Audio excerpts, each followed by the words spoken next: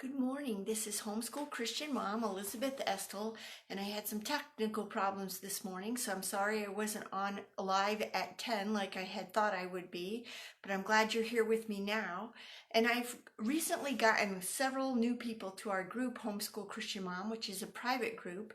If you'd like to come join us over there, I just need your email address because I have a weekly email where I put out extra helpful tips for homeschooling moms. So feel free to come on over and ask to join Homeschool Christian Mom private group. And I do some coaching over there as well. And one of the moms that recently joined said, I've been homeschooling for a lot of years, but I've never figured out the self-care aspect of homeschooling. I always feel like I'm running on empty. And I know what she means. I personally do not like the mom time movement where I need my own time and space, because I think some of that comes from a very selfish heart. But I do know that we moms need to take care of ourselves. I was recently with a new mom who has to wake up every few hours to feed her new baby, and she's completely tired and overwhelmed. So what do you say for that mom? Well, you can do special things for new moms, can't you? You can bring over a meal or sit with her baby while she takes a nap or a shower. So there's special things for that phase of life. And how about for a toddler mom? Well, you can watch the baby even at their own house.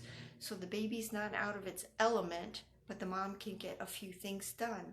You might notice that I have coffee mugs behind me on the counter because there's a lot of people that say, I need Jesus and coffee and I'm good to go.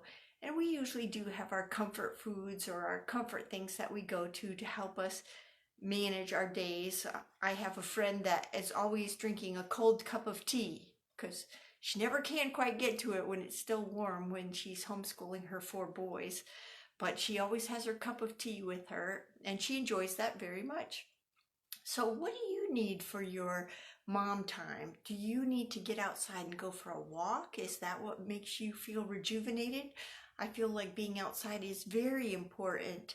It's just renewing and refreshing, and seems to help me think better when I can just out. Gives me a good perspective. Sometimes I like reading. Somebody one time wanted to give me a homeschool book, and I was like, I don't want to read about homeschooling. I want to read about life on another planet when I have some time to myself. So sometimes I like reading fiction. Sometimes I like reading something that's just totally different, like business management principles. And those actually have helped me run the household better. Sometimes I like reading Christian biographies because I feel they're very motivating. I think a lot of times we think we have it tough, but when you read about what these missionaries went through, they were determined to get the gospel to people who had never heard, and just their conviction for going forward despite great obstacles. It helps me to take a new perspective on my life and what we're going through. And so as you think about what you need to do as a mom, then you can figure out, okay, I need this half hour a day outside. Well, I still have my kids here with me. So how do I manage to have my kids here with me and still be outside? So we used to do a game of kickball or t-ball or some soccer outside in the backyard after lunch. That got the kids out, used their big muscle groups, got them a little tired for their rest time later. And then I was outside, got some sunshine. Sometimes we would sit outside and read. Either I would read to them or we would just all be reading outside if it wasn't too windy. We have a nice breeze here and it keeps the bugs away, but sometimes it gets really windy and then it's like, this is not fun anymore, even if it's a warm day. So, what kind of mom time are you thinking that you need? Do you need time to read? Do you want time to call your friends? Do you want time just to scroll through Facebook? But figure out what kind of that mom time is going to look like and for your self-care, and then make sure you do it. Now, one thing that I think is extremely important is to make time for some prayer and Bible study every day. And sometimes that's one verse, and sometimes it's a whole passage or a whole chapter. But just some time where you can think about, why am I doing this? What am I trying to teach my children? Please, Lord, give me the patience and kindness I need for my day.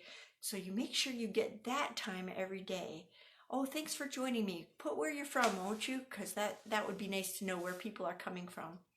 And just what does that mom care look like? Does it mean taking a watercolor class, or does it mean just taking time to do some watercoloring? Sometimes after supper for a half hour, I can get in some art time, or maybe even a little longer depending on the light at the end of the day. Sometimes I do it at 4 o'clock in the afternoon because I have really good light coming into my kitchen right then. And I'll just sit down and I'll say, no, I'm doing some watercolor. You guys can play right here, but we'll get this will be some time where I can work on my goals for getting better with my watercolor. So whatever that mom time looks like, just make sure it's not from a selfish heart, like my husband gets to do this and so I'm getting to do that, or I need me time.